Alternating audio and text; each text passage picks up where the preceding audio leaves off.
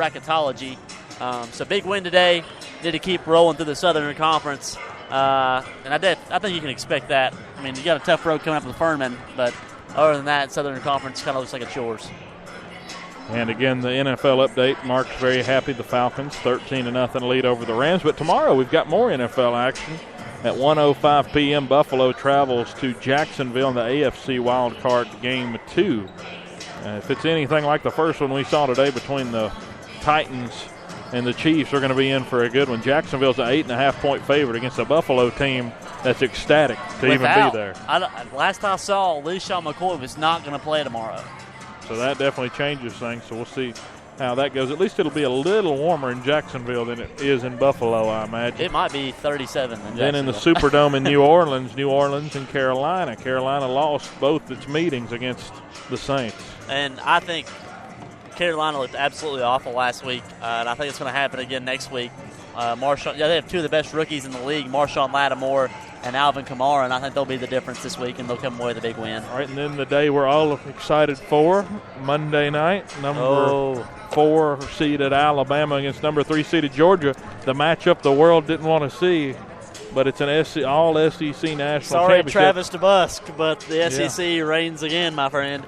And I'll give you a score prediction, my friends. This is exactly what's going to happen. Alabama, a 3.5-point favorite. Alabama wins 7-0 on a pick 6 by Jeremy Pruitt's defense to outlast the Bulldogs 7-0, and Georgia fails to succeed forever. I don't know why you worry that much about Georgia being a Tennessee fan. They're both SEC teams. They're both out recruiting you. No, why worry? Just you chill. I'll just stay quiet. But I am pulling for Georgia. Georgia's losing 31 seniors this year. They're going to lose probably 6 or 7 more with juniors. All right, it's going to be hard for them to bounce back next year. And then I think next year is when you learn that Kirby Smart, he's mediocre at best. And then Kirby Smart's out the door just along with Barry Odom. You are angry, aren't you? You're a very angry and sour Tennessee fan. I think Georgia wins. I think they win at 21-14 in the Dome. It's a home field advantage for the Dogs. They won against Auburn there, and they'll win against Bama there, too. Both teams travel well, I'll say that, especially to but the Atlanta. Dogs, it's amazing what Dog fans will do. They've spent money on tickets this year. There was a SEC clip on the SEC network making fun of how much money Georgia fans have spent. The trip to Notre Dame. Yeah. Going to the Rose Bowl, going to Auburn. Now they're going to the SEC championship game. My goodness! And then now back. Tickets are going for like $1,400 for the cheapest ticket of this event. So, and what a perfect place to have an all SEC national title game. It wouldn't have been as fun had this game been in California. The only thing that makes this any more southern, you put sweet tea in the Gatorade coolers, and you put Alan Jackson on stage at halftime. Yeah, it would be something, wouldn't it? They ought to change it up. They are going to have a halftime. Kendrick Lamar, that's not Southern. That's not an SEC style, is it? 13 seconds to go here as get set to start the third period. 43-23 Cats trailing in this one again. Make sure you remember that, the national championship. Of course, today we had the FCS national championship. JMU lost to North Dakota State. I was very unimpressed with that game. Too many turnovers. I was too busy waiting for the number 2 outside linebacker in the country to commit to Tennessee today. And he did. So Cats with the ball here to start it out, trailing by 20. And we got a foul just to open it up. What a fitting way to get the second half going, as we had close to 25 combined fouls in the first half. What a coinky dink, right? So there's a foul on, it looks like, McBriar. That's his third. 20-point lead for Tennessee High. There's a corner three taken by Austin but missed, and McBriar comes down with the board. No-look pass. McBriar hits off his hands. Turnover. Here's Austin driving. Good pass underneath, and Inman with the lay-in right hand. Got it. 43-25. Put a little pressure on here, the Cats will, in the half court. Now they'll drop back into more of a zone look once the Vikings get set in. Webb looking at a left wing three, missed, but the rebound to Wishon, there he is, and he gets it back inside and missed short, but he'll go to the line as we heard a whistle. Let's see who they charge on that one. It is John Clifton. It's his first. John Clifton, his first. I have it written down that he already has one, but I'm pretty sure that they're probably a lot more accurate than I am. I agree. Washawn makes the first, 44-25. So Watkins will check in for Clifton as Clifton will sit after his second foul, or first foul. Second free throw from Washawn missed. The ball finds Watkins, and he gets the board. Here comes Austin driving, top of the key, throws it back out. Strong for a three, but he comes up short, tries to get his own board, but it comes back out. There's Parker coming down with the board. Webb trying to drive baseline on the right side, lost it, picked it back up, turn around, lay in, missed, but Washawn gets it on the left side of the basket and puts it right back up and in. 46-25 as they get two there. From big man to big man on misses. Washawn tries to get the block, but he gets the foul. Inman went with the left hand, pushed away, and drew the foul. He'll have a chance at a three-point play as he'll go to the line. What a move by Inman there, just to get by Washawn, force the foul, and get it to go. 46-27 as the free throws missed. Nobody boxed out there. It's almost like they thought it was going to be two free throws even though he made it.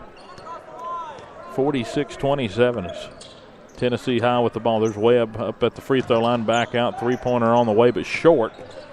As a miss, but it's a long rebound that goes to Tennessee High. Webb inside again on the put back, and he comes up short. Austin with the rebound, that is.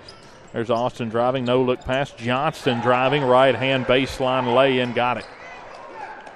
And Jay Johnston's first shot attempt tonight goes. 46-29. Cats trying to hang around, but definitely going to have to go on a run. Offense for the Vikings really starting to heat up again. There's Washawn with an offensive board after a miss. He taps it back out, and they'll get the foul underneath. They'll get him over the back, it looks like, on Washawn. That's exactly what happens when you box out. You get rewarded. You start boxing them out, they'll start calling the over-the-back calls. That's what they've done all night. You got to keep forcing the issue, attacking the inside, getting the fouls on the big guys. Washawn now has two, so they got two fouls apiece on the two key players, the two big posts for Tennessee High, and that's really where most of the offense has been facilitated tonight. There's Inman pulling up with a jumper from long range. He missed. Watkins comes down with the board and puts it back in. Sean Watkins trying to rival the other two big men as he puts it in. 46-31, back to a 15-point game.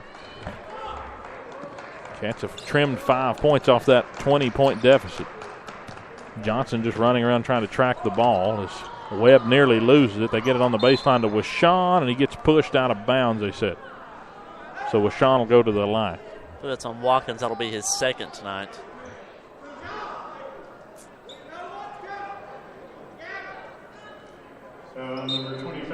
Coach Rasnick says he knows what's coming here. Let's see where they go with the inbounds. They have to go back out. They were trying to get it down on the post, trying to get another easy look for Washawn, and Watkins able to guard him out. Now Johnston picks up Mitchell out near half court. Mitchell driving left wing. Triple team on Washawn as he gets a no-look pass out around the corner, but a miss from McBriar, and the ball goes out of bounds waiting on a signal, and it'll go to Tennessee High. 15-point lead. Tennessee High's had 3 chances to get points, or now 3 chances to get points as they've got a baseline inbounds here. And you know what's coming. I mean, you got to expect Washawn or Webb to get the ball consistently. Webb's got it out near the free throw line, extended to the left side. He lost it and it goes out of bounds, goes to the Bearcats. 46-31 still. Let's see if the Cats can cut it here. Got a chance to cut it to 12 with a 3. Inman holding it, guarded closely by Brown, who has 3 fouls. There's Austin, and corner to Johnson. Now Austin back top of the key. I think you really want to force the issue. You attack Brown here. They get it inside. That's what you got to do, high-low. Clifton turns and rolls it in off the fingertips, off the spin with the right hand. That's what you want there against the zone there. That was about the best attack they've had tonight. 46-33, and they've cut it back down to 13. There's a drive inside. Good block there by Watkins. Good defense. Cats come up with the board as Clifton comes down. Let's see if Virginia High can go on a little bit of a run here. 4 minutes, 14 seconds. There's Inman floating in. Reverse lay in. Got it. They tried to go over the top. A little too much aggressiveness there from Washawn, and Inman able to take advantage. 46-35. Back to an 11-point game. Here comes Webb. Let's see what he does here with the Vikings in need of some offense. A couple of steps taken. Going to get a charge there on Johnston. I think if you don't call the charge there, you got to call the walk because he took 3 steps before he ran into him. But Johnston with the wherewithal there to come set. But I believe it should have been a turnover anyway. I mean, the way tonight's went, I mean, I'd be surprised if they didn't call it that. 3 minutes, 45 seconds to go, third period. Cut it to an 11-point game the Cats have after trailing by 20 at half. There's Austin driving, tried to go reverse lay-in, but the rim caught him on his way back up. Still 11-point lead as the Vikings come back down the floor. Inman thought he had a block, but they call a foul. See who they called it on. They call it on Inman.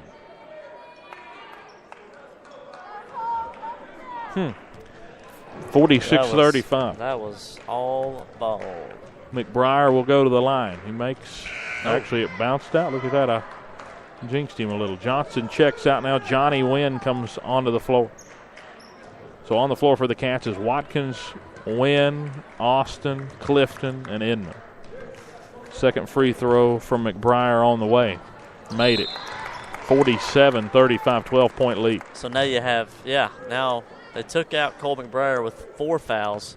I think you have to attack Brown here and try to make him pick up his 4th as well. They've got Aiden Carter back into the game as well. Is going to set back into his zone, a little less pressure here. We'll see how the Cats attack it. Got to get it inside at least a couple of times during this. They get Inman on a travel as he caught it and just took a step too early, and that's a poor execution there on trying to attack. Turnover for the Cats, 47-35. Still in this thing, Mark. Didn't look good at halftime. Win the quarter, Dylan. That's all you got to keep doing. You have to keep winning the quarter. There's Webb open 3 left wing. Rattled around the rim. Got batted back out. Inman did, but he kept it alive for Tennessee High as they came down with it. And somebody's lost their man somewhere. There's a wide open look left wing for Carter, and it misses short, but the board goes back to Tennessee High. This is the 3rd opportunity for him on this possession.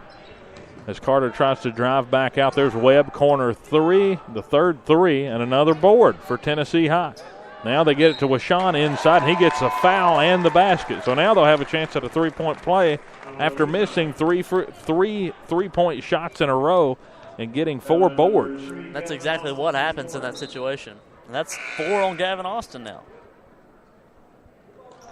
So Austin will have to check out. They'll bring in John Clifton and Tyler Strong. Also coming, actually Clifton and Austin will check out. And onto the court. My goodness. After the odd play. Now Inman back with it.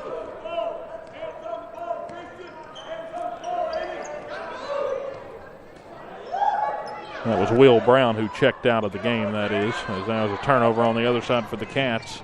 As Brown goes in transition, it's back to a 51-35 game. Cats just, that's the way it's been. It's been, you get a little bit of an advantage and you give it right back up. Yeah, give to get, right? 2:12 to go, third period. Coach Rasnick calls timeout.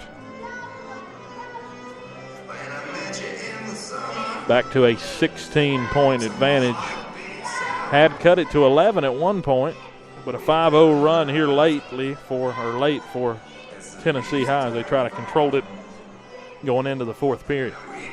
If the Cats can get this thing back down to 10 or 11 points, give themselves give themselves a fighting chance. And that's not asking too much. I mean, think about it. You're looking at a 4.